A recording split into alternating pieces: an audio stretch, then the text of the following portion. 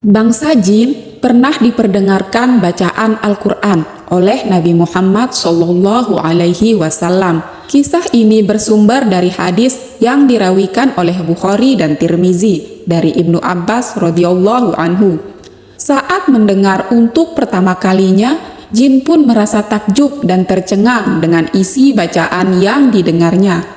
Cerita bermula ketika Rasulullah Shallallahu Alaihi Wasallam dan para sahabat pergi bersama-sama ke pasar Ukas atau pasar tahunan, tempat orang Arab jahiliyah melakukan jual beli dan membaca syair.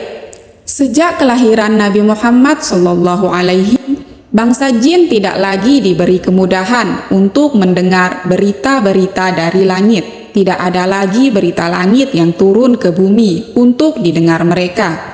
Sebaliknya, tiap kali bangsa jin hendak mencuri berita dari langit, meteor atau batu pecahan bintang turun dengan cepat di udara.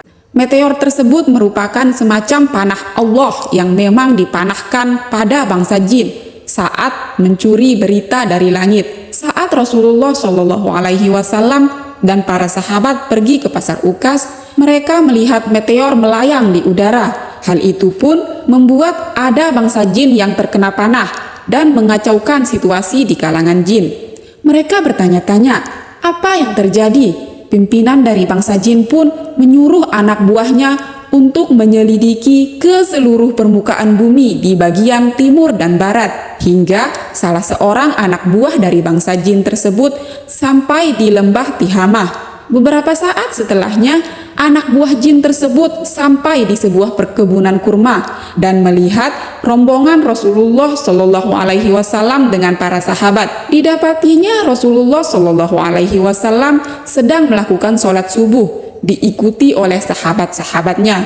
Beliau membaca Al-Quran dengan jahar. Secara tidak sengaja, para anak buah dari bangsa jin tersebut pun menyimak bacaan Al-Quran tersebut dengan saksama. Mereka mengaku takjub dan tercengang kala mendengarnya. Kami telah mendengar Al-Quran, sungguh menakjubkan sekali kandungannya.